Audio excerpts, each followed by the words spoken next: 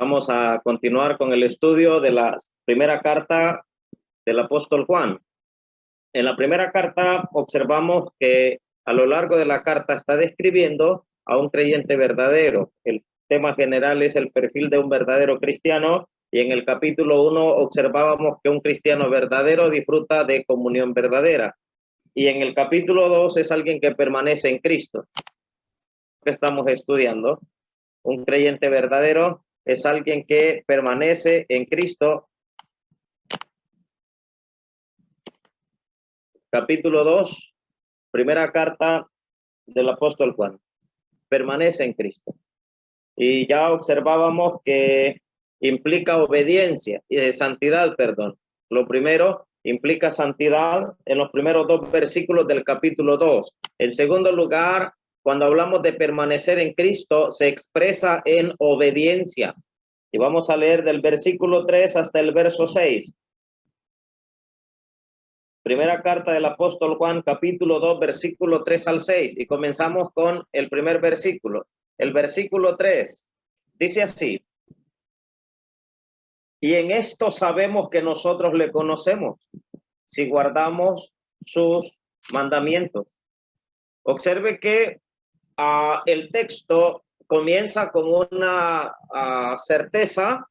El apóstol Juan está asegurando. Él no dice me parece, él lo dice con certeza, y en esto sabemos. Los que por ahí han tenido pues el compromiso personal del estudio, a algunos se les envió algunas notas, algunos me han escrito preguntándome cómo hacer en algunos cuadros que había que llenar en la primera carta del apóstol Juan. Solamente no es exigencia para nadie, estábamos tratando de acompañarles en su lectura para que le sacaran un provecho pues máximo a su lectura diaria. En la primera carta del apóstol Juan habían unos cuadros que hacer, y estaba esto. Decía, ¿qué puedo saber y cómo lo puedo saber? ¿Qué es lo que puedo saber entonces de acuerdo al texto? ¿Qué puedo saber? Que le conozco. ¿Cómo lo puedo saber? Si guardo sus mandamientos. Lo repito, ¿qué puedo hacer? ¿Qué puedo saber? Que le conozco. ¿Cómo lo puedo saber? Si guardo sus mandamientos. Exactamente, hermanos, ese es el patrón bíblico. Hay muchos que se dicen ser creyentes, pero viven en desobediencia. Entonces, ¿cómo poder nosotros, cómo podríamos juntar estas dos ideas?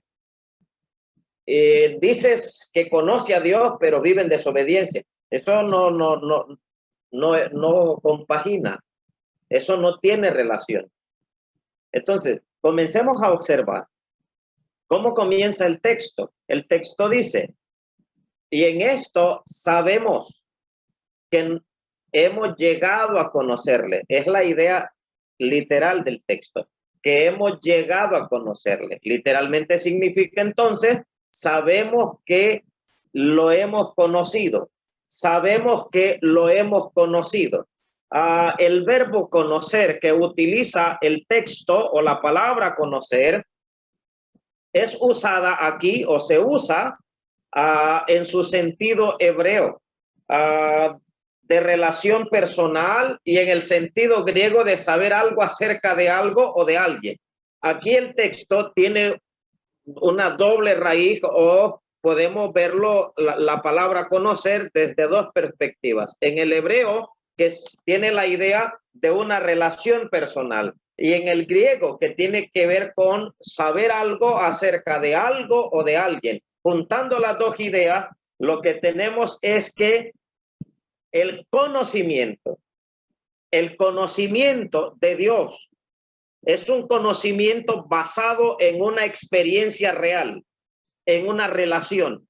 No es teoría, no es invento. Es una relación, hermanos. Conocer al Señor por experiencia es una cosa. Conocerlo de teoría es muy diferente.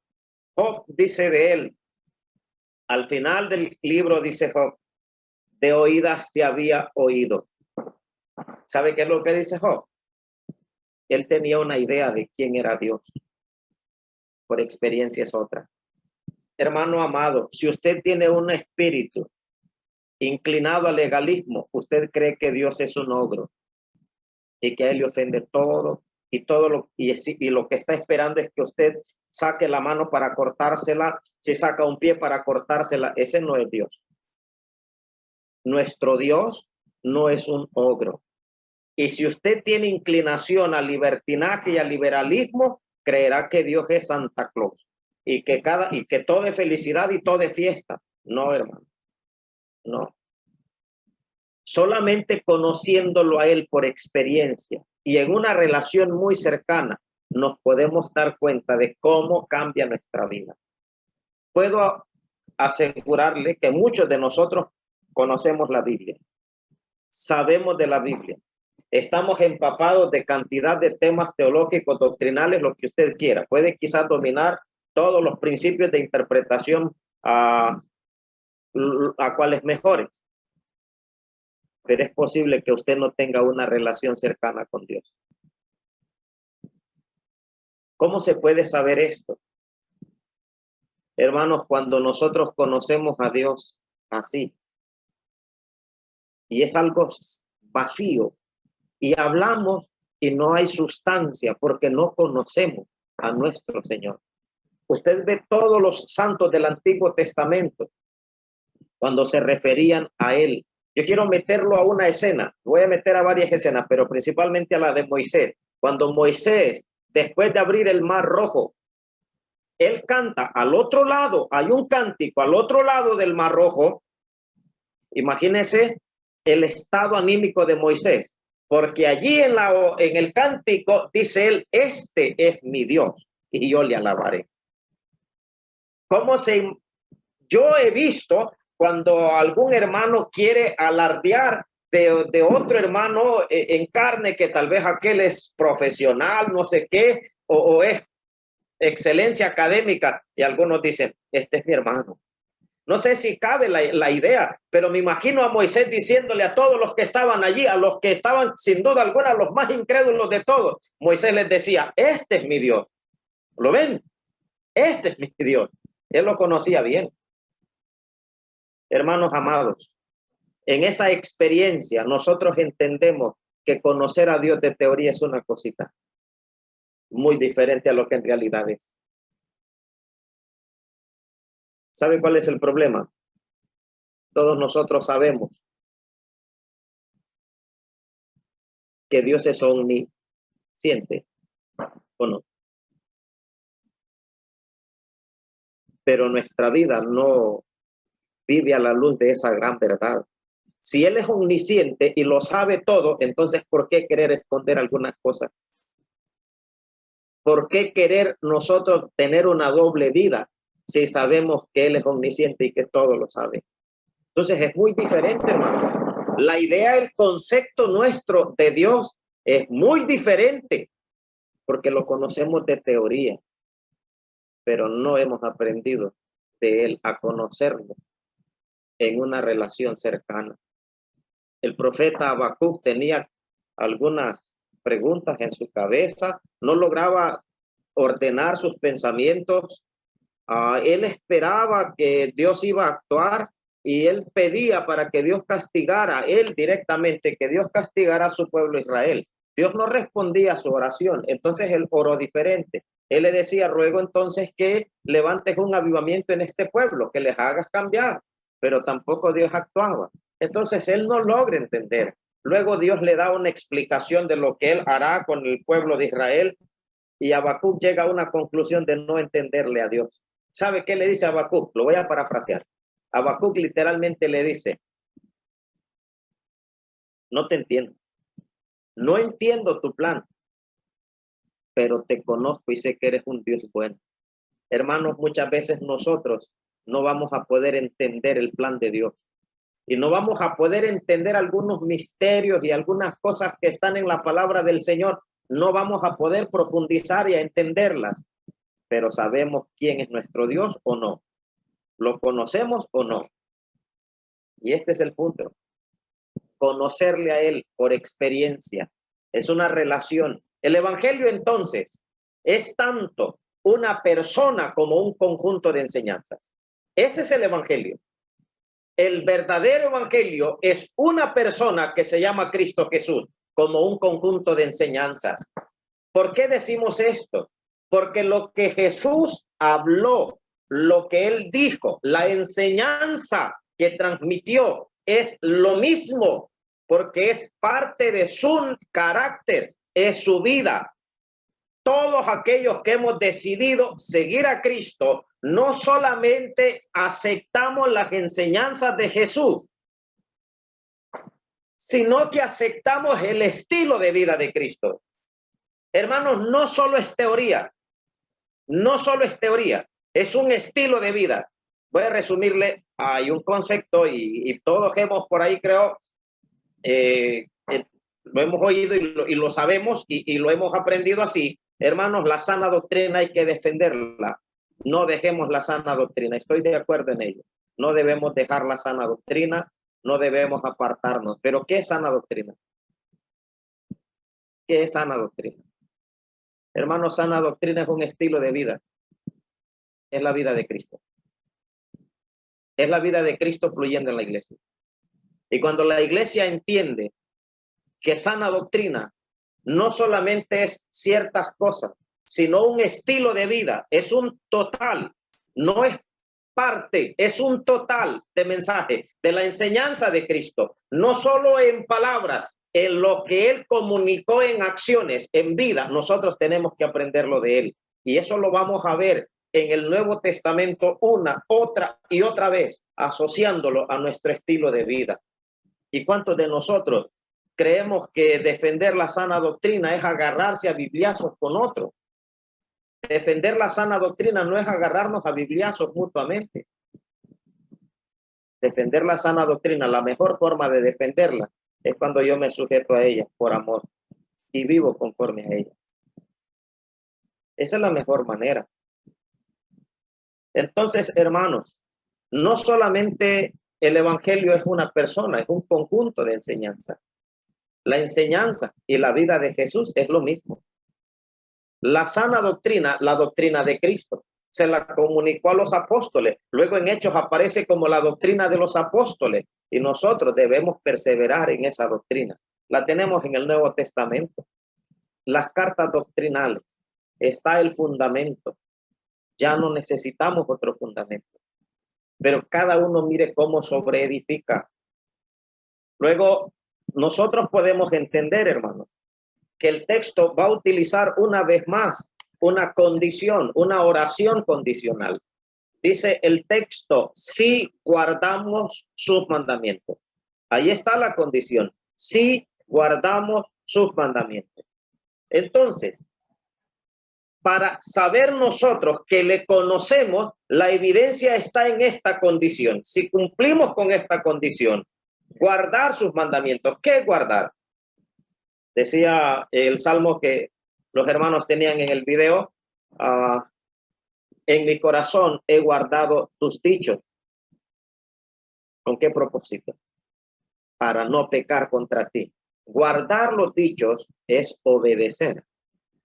Es obedecer. El himno 426 de nuestro himnario tiene la misma idea. Hermanos, obedecer es la senda marcada para andar en la luz. La vida de obediencia. Si guardamos sus mandamientos, una oración condicional. El nuevo pacto no pone condiciones al ofrecimiento de Dios. La salvación es por la gracia de Dios. Pero establece el arrepentimiento de fe y la obediencia como respuesta de los seres humanos. Se lo voy a explicar en otras palabras. Es por la gracia de Dios que nosotros somos salvos.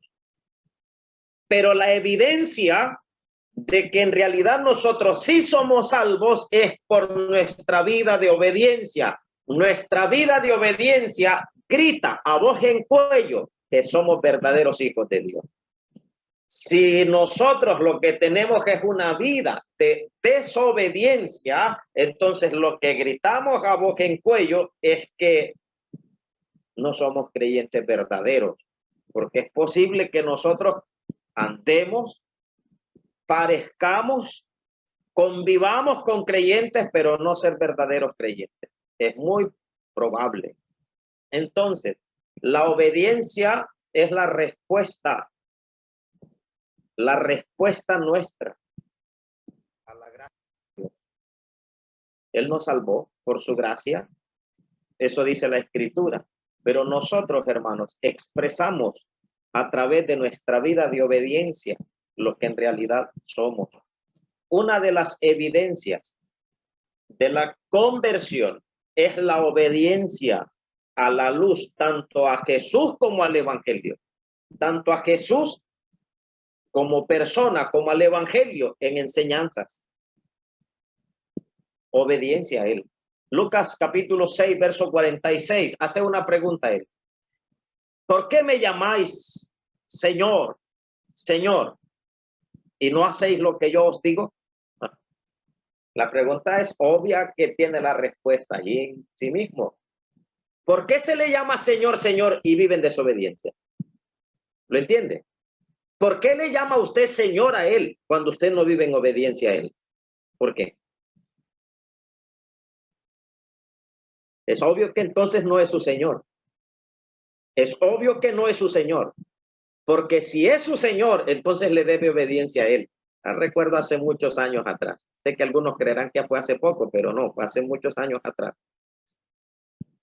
Llegó la etapa de la más difícil que enfrentamos casi todos los que hemos llegado al Señor. Quizás por ahí alrededor de los, no sé, de repente 7, 8, 9, 10, 11 años, un poquito más todavía. Enfrentamos la etapa de la adolescencia, congregándonos. ¿Sabe por qué es una lucha difícil? Porque son pocos los lugares y las asambleas donde hay un apoyo para los hermanos en esta edad. Sucede que nuestros hermanos mayores, y no estoy con el fin de criticarlos, pero creo que todos nosotros lo sabemos. Todos nuestros hermanos mayores, le digo por experiencia, esperaban que yo y que algunos de ustedes se comporten. Somos creyentes, pero en una edad de adolescencia, que se comporte como alguien adulto. Hermano, si usted llegó al Señor a la edad de 12, 13 años, siga disfrutando su adolescencia y su juventud. Disfrútela en el centro de la voluntad de Dios. Cada etapa de su vida disfrútela. Si usted ya llegó mayor al Señor, pues aproveche sus oportunidades. Pero los que hemos llegado al camino del Señor, quizás bien temprano en nuestra edad física, sabemos, todos creo que nos entendemos de las diferentes dificultades y de las situaciones que hemos enfrentado en la vida cristiana. Sucede que en la edad de la adolescencia, pues ya no me estaba gustando mucho la idea de congregarme, porque exactamente la hora del culto es la hora de jugar pelota en la mayoría de los pueblos pequeños, y todos mis familiares, mis primos y mis tíos les ha gustado el fútbol. Entonces ya esa era la hora que ya yo estaba tratando de llegar un poco tarde para que no me obligaran a ir al culto. Entonces mi mamá me decía, camine para el culto, y si no iba, o sea, si no me alistaba para ir al culto, me castigaba y siempre me llevaba. Entonces me salía mejor ir sin el castigo, y eso era de siempre. Bendito sea el Señor que usó esa forma.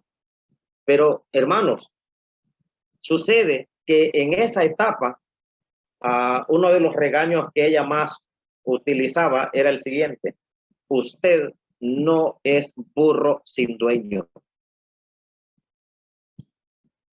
Sabe que hasta el día de hoy he aprendido lo mismo. Tengo dueño y le debo lealtad a él. Usted tampoco es burro sin dueño.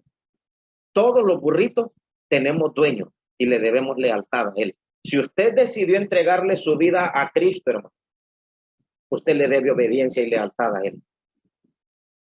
Es nuestro Señor. Es nuestro Señor. Le debemos lealtad, le debemos obediencia. Si usted dice que le conoce a él, tiene que ser obediente, porque eso es lo que el texto dice. Guardamos sus mandamientos. Esa es la evidencia de que en realidad somos salvos. Bendito sea el Señor, que Él es nuestro dueño. Porque Satanás es un dueño cruel, déspota, pero nuestro Señor es un Señor de misericordia, es un Dios de amor y de gracia. Y esto es lo que hemos aprendido en Él. Esto es lo que Él nos enseña, si guardamos sus mandamientos. Entonces, hermanos, la obediencia no trae ni asegura la salvación, pero es la evidencia. Es la evidencia. Aquí en este punto algunos se pierden diciendo de que hay que obedecer para ser salvo. No. La obediencia es la evidencia de que somos salvos. Eso es lo que el texto dice. La evidencia de que somos salvos es porque somos obedientes a la palabra de Dios. Recuerdo en una ocasión un hermano estaba poniendo un ejemplo que los ancianos de la asamblea estaban preocupados. Había una hermana que no quería escuchar a los hermanos, tuvo una dificultad con ellos, salió enojada de la reunión que tenían en la sala con ella, se fue para su casa muy molesta. Los ancianos fueron para hablar con ella y ella les dijo, se me van, no los dejó ni siquiera entrar al portón, y les dijo, se me van de aquí, no quiero escuchar a nadie, y los despachó. Luego invitaron a un hermano mayor, muy conocido entre las asambleas y con una gran trayectoria, un hermano muy espiritual, muy maduro, y él llega y dice que pues él igual llegó con los ancianos para ver cómo solucionaban el problema con la hermana, y cuando el hermano toca la puerta, pues hablan primero los ancianos y les dice la hermana, yo no quiero escuchar a nadie, se me van todos. Entonces vienen los ancianos y le dicen, pero aquí anda el hermano tal que quiere hablar con usted, se me va también de aquí. Entonces dice el hermano, bueno, aquí dijo, no queda de otra. Entonces cobró fuerzas y le dijo, hermana, aquí está el Señor y tiene un mensaje para usted. Entonces dijo ella, entren pues. Hermanos, a la voz del Señor ningún creyente se puede resistir.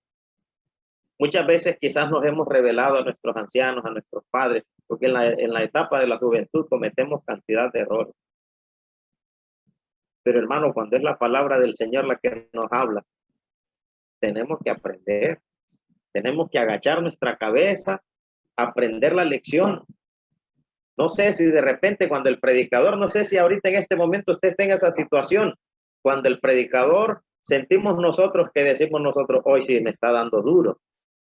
Y uno siente como un nudito aquí en esta parte de acá, que usted no puede ni desahogarse ni con el predicador ni con nadie más, y tiene que desahogarse con usted mismo porque usted es el del problema. A mí me ha pasado muchas veces. Cuando somos confrontados con la palabra, tenemos que tomar decisiones, porque un creyente verdadero vive en obediencia a la palabra de Dios. Se somete a la palabra voluntariamente, por amor a ella. Hermanos, qué maravilloso es cuando un creyente aprende a obedecer por amor a la palabra. Pero qué triste es cuando algunos de nosotros nos sometemos porque nos han impuesto la palabra. Ahí hay una gran diferencia. La obediencia no es por imposición, la obediencia es voluntaria. Hace mucho tiempo un hermano puso un ejemplo de un niño de esos que son un poco inquietos, y yo creo que algunos, los que son maestros de clase bíblica, saben a quiénes me refiero. Esos que por lo general no fallan nunca, siempre están y son los primeros en llegar, y son que lo sacan de quicios a cualquiera en un ratito. El niño estaba muy inquieto y en lo que la maestra daba hacia el pizarrón a escribir, entonces él se paraba a brincar y por todos lados. Y la maestra la primera vez le llamó la atención con amor y le dice, y le menciona el nombre del niño, siéntese, por favor. Entonces el niño vino y pues se sentó. La maestra vuelve al pizarrón y el niño está otra vez de pie y ya anda brincando. Entonces vino ella y ya le habló un poco más, un tono más serio. Y le digo que se siente. El niño fue y se sentó. Vuelve la maestra al pizarrón y al ratito está otra vez el niño. Entonces vino la maestra, se molestó, lo agarró de los hombros y lo sentó. ¿Qué se siente? Le digo. Todos se impresionaron. Luego el niño le dice, maestra, aquí donde me ve, por fuera estoy sentado, por dentro sigo de pie. Hay mucho creyente que está así en el camino del Señor. Por fuera usted es santo. Por dentro. Hermanos, lo que el Señor demanda de nosotros es todo nuestro ser. Y para poder lograrlo, tenemos que obedecer por amor. Tenemos que aprender a obedecer a la palabra por amor. Es por esa razón que cuando alguien le dice a usted, los ancianos de la asamblea le dan un consejo, lo llaman y le exponen la escritura, usted debería aprender a someterse por amor. Hermanos, tenemos que aprender esto. La obediencia que el Señor exige de nosotros es una obediencia impulsada por el amor que le tenemos a nuestro Señor. Versículo 4. En el verso 4 dice, el que dice, yo le conozco y no guarda sus mandamientos, el tal es mentiroso y la verdad no está en él. El que dice, esta expresión, el que dice, habla de la enseñanza de los falsos maestros. Los falsos maestros tenían una enseñanza, muchas afirmaciones. En el capítulo 1, verso 6, observe, ya lo habíamos mencionado, pero lo vamos a repetir. Si decimos que tenemos comunión con él, si decimos aquí, luego también en el verso 8 dice lo mismo, siempre el capítulo 1, si decimos que no tenemos pecado. En el verso 10, siempre del capítulo 1, si decimos que no hemos pecado, en el capítulo 2 ya cambia, ya no dice si decimos, ahora es el que dice. Capítulo 2, verso 4, el que dice. En el versículo 6 del capítulo 2, el que dice. En el capítulo 2, verso 9, una vez más, el que dice. Hay una gran diferencia entre decirlo y en realidad serlo. El que dice, yo le conozco, la idea es, le he llegado a conocer. Los falsos maestros afirmaban conocer a Dios, pero estaban tratando de separar la salvación de la obediencia como estilo de vida. ¿Cuál es el problema que enfrentamos nosotros en la actualidad? Mucho creyente que dice ser salvo, pero no tiene un estilo de vida de obediencia. Es el mismo patrón, es el mismo problema. Hermanos, ¿cuántos estamos obedeciendo de mentira? La obediencia es un estilo de vida. Usted disfrutaría obedecer, se deleita en obedecer. Y cuando no ha obedecido, se siente triste. Quizás hay lágrimas cuando le hemos fallado al Señor. Pero en realidad deberíamos nosotros gozarnos en esa vida de obediencia. Y no guarda sus mandamientos, dice el pasaje. Este es un verbo en tiempo presente, guardar. Es un verbo en tiempo presente que expresa un estilo habitual de vida. Eso es lo que lo caracteriza. Voy a explicar un verbo en tiempo presente. Un verbo en tiempo presente se define como una acción continua en el presente. En este caso es una acción continua, constante, es un estilo de vida. Ese debería ser nuestro estilo de vida. ¿Qué nos caracteriza a nosotros? ¿La obediencia o la desobediencia?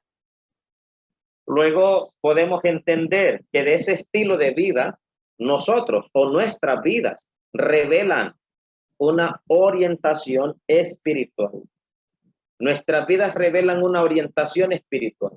Si nosotros vivimos en obediencia, pues es obvio que lo que somos es verdaderos hijos de Dios.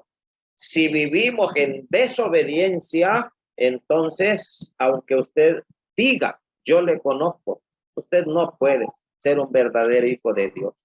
El versículo 4 expresa la verdad de forma negativa, mientras que el 5 la expresa de forma positiva. Aquí en el 4 dice, el que dice, yo le conozco y no guarda sus mandamientos, el tal es mentiroso. En el verso 5 lo da diferente, ya lo hace de una forma positiva, pero hace un contraste, pero el que guarda, ahí está, ya no es el que dice no. Ahora, el que guarda, hay un contraste notable. El tal es mentiroso, termina diciendo el pasaje. ¿Qué es un mentiroso? ¿A qué se le llama mentiroso? A alguien que logra decepcionarse a sí mismo. No solamente decepciona a otros, es que lo peor, no hay nada peor que la propia decepción. No sé si usted en alguna ocasión se ha decepcionado a usted mismo. Es un mentiroso. Eso es lo que la Biblia dice. La obediencia se evidencia como producto de una auténtica conversión. Mateo 7 dice, por sus frutos los conoceréis. Si el fruto es desobediencia, entonces es obvio que es un mal árbol, que no ha nacido de nuevo, que es un mentiroso. Pero si su fruto es obediencia, entonces lo que nos dice la Escritura es que en realidad sí es salvo. Capítulo 2, verso 5. Pero el que guarda su palabra, en este verdaderamente el amor de Dios se ha perfeccionado. Por esto sabemos que estamos en él. Que estamos en él. ¿Qué es lo que sabemos? Que estamos en él. ¿Cómo lo puedo saber?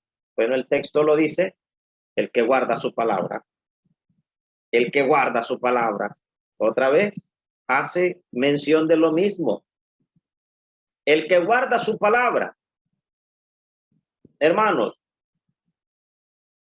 la idea aquí expresada es una acción habitual o un estilo de vida. Nuevamente, lo va a ir haciendo hincapié en ello hasta llegar al versículo 6. Va a ir haciendo hincapié en lo mismo, que la obediencia es un estilo de vida. Nadie puede decir conozco a Dios y vivir un estilo de vida pecaminoso. Nadie, hermano. Y si usted lo dice, la Biblia dice que usted es un mentiroso.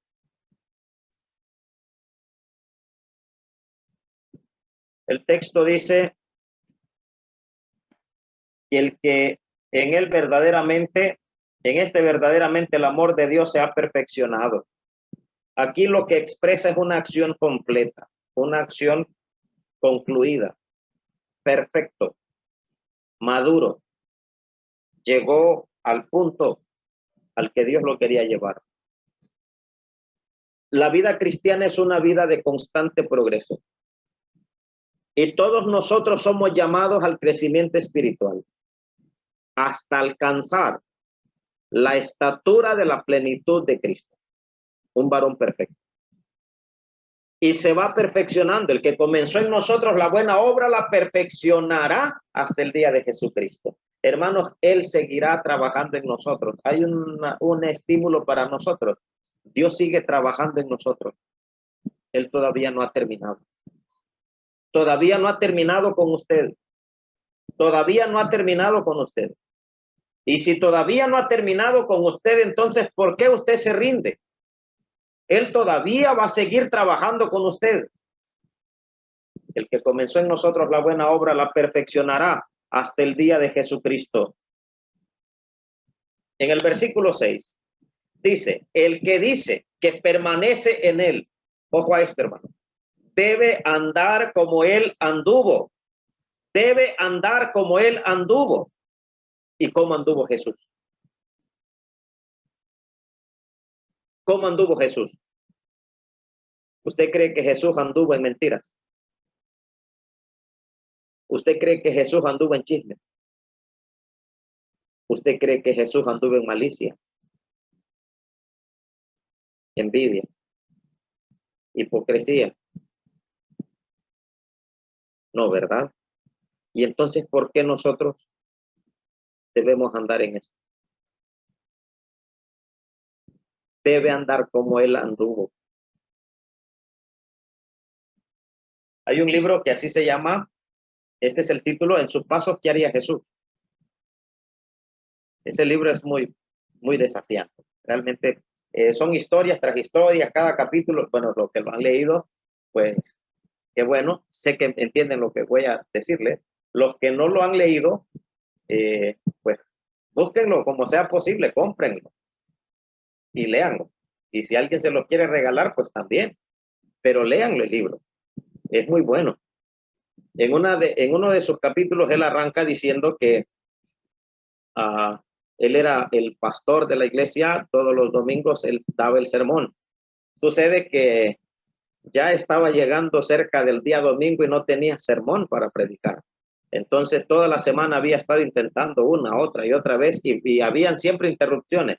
Llega el día viernes y su esposa, pues para poder ayudarle a él que él se concentrara, decidió salir al siguiente día, que era el sábado, para dejarle libre a él y se llevó los niños y le quedó la casa sola para que él se pudiera concentrar. Se concentró y el título que encontró fue este: En sus pasos, ¿qué haría Jesús? Ese era el título del sermón y comenzó a desarrollarlo. Ya cuando lo tenía completo, escuchó que alguien tocó el timbre de la puerta de la casa, entonces él bajó para atender quién era y era un indigente que estaba pidiendo ayuda. Él le dijo: ¿cuánto lo siento? ¿Cuánto lo siento por usted? ¿Cómo me gustaría ayudarle? Pero será en otra ocasión. El hombre se fue. El domingo este pastor está predicando y entonces el mensaje era ese: en sus pasos, ¿qué haría Jesús? Y él habló del mensaje y todo estaba muy bonito. Cuando ya terminó el mensaje, se para alguien desde la parte de atrás y era el indigente. Y viene caminando hacia enfrente y dijo: quiero decir algo. Es que lo que el predicador ha dicho, yo estoy en total acuerdo. Todo lo que él ha dicho es muy bonito. Y ya cuando esté enfrente de todos, dijo: yo, dice, he andado deambulando aquí por toda la ciudad y buscando ayuda y he llegado a la casa de la mayoría de todos ustedes y las palabras más alentadoras que escuché fueron las que me dio el pastor, que dijo que lo sentía mucho y cómo le gustaría ayudar. Eso fue lo mejor que pude conseguir.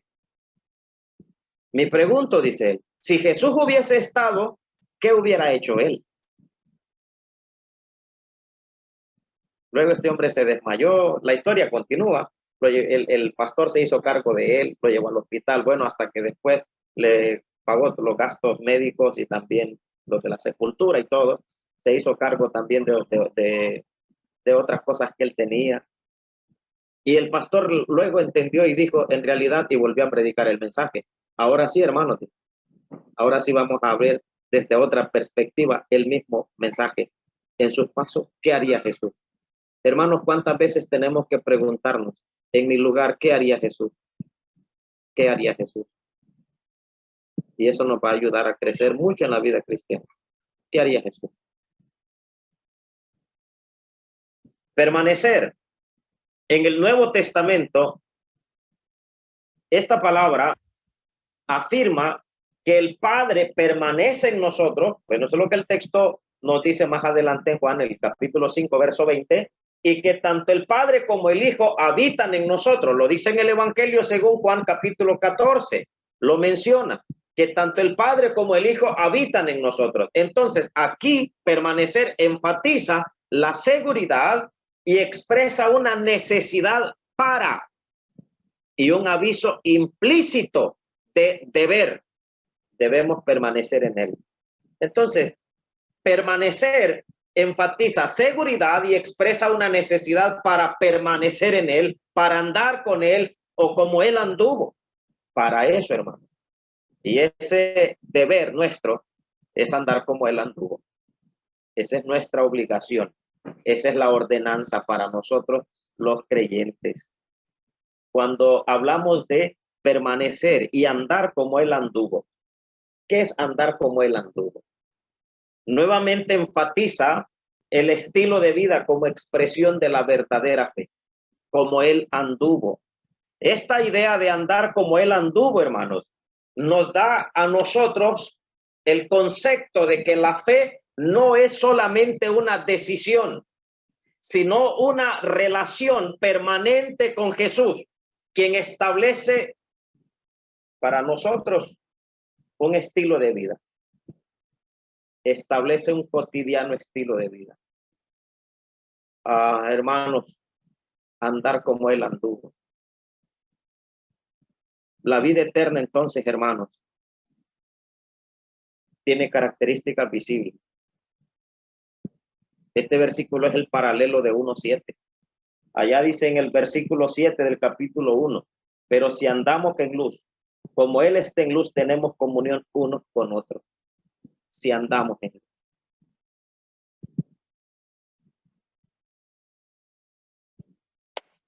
La meta del cristiano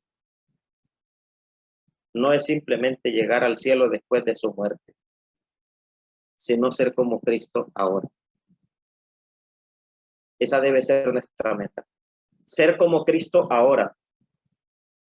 Unos misioneros estaban trasladándose en un aeropuerto, de esos aeropuertos enormes que hay en algunos países, y estaban tratando de llegar a su vuelo de conexión y estaban desplazándose de una terminal a otra terminal dentro del aeropuerto, y en el afán por llegar a alcanzar el tiempo, no se percataron que había una niña que iba con unos dulces, una niña invidente, y cuando en el afán que ellos van, le dieron vuelta a la niña con todos los dulces. Todos se fueron, pero uno de ellos regresó, se percató de la situación, levantó a la niña, recogió los dulces y se los puso en la mano. La niña tocó la mano del misionero y le hizo esta pregunta: ¿tú eres Jesús? Hermanos, ¿cuántas personas que nos rodean están cegados espiritualmente? Ellos no saben quién es Jesús. Ellos han oído de que Jesús es bueno, de que Jesús actúa en favor del necesitado, de que Jesús es un Dios de gracia, de misericordia, que se compadece, que siente compasión por la necesidad de otro. Y cuando uno de nosotros actúa como Jesús, ellos tocan nuestra mano y nos hacen la pregunta: ¿tú eres Jesús?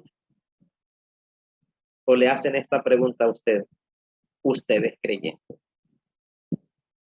Usted es creyente. ¿No le da vergüenza si usted es peor que nosotros en comportamiento? Hermanos, debemos andar como Jesús anduvo. Y esta es la lección para nosotros. Debemos aprender de él, de su estilo de vida. ¿Cuántos de nosotros estamos viviendo a como nosotros se nos ocurre y como nosotros creemos que puede ser? Hermanos, vivamos como Jesús vivió. Pongamos a Jesús como nuestro modelo de vida, a seguirlo a él. Debemos andar como él anduvo. Eso es obediencia.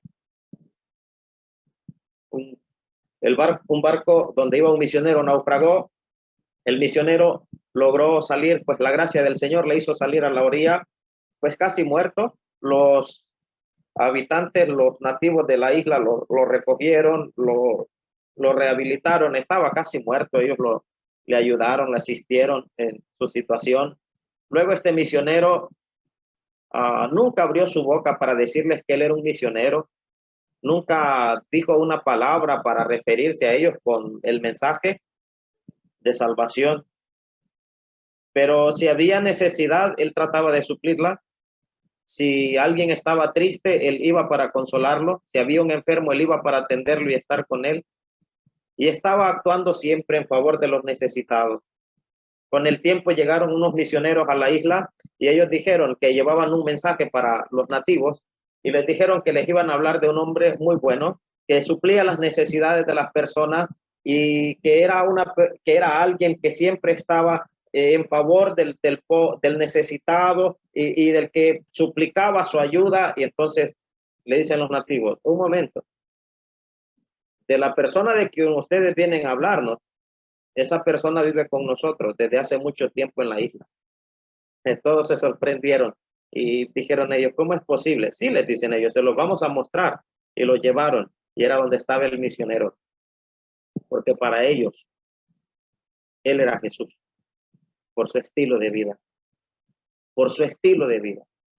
Un hombre dijo, debemos predicar el evangelio por doquier. Y si es necesario, hermano, usemos palabras, si es necesario. Prediquémoslo con nuestra vida, prediquémoslo con acciones. Este es Jesús. Debemos andar como él anduvo. Hermanos, que el Señor bendiga nuestras vidas a través de su palabra.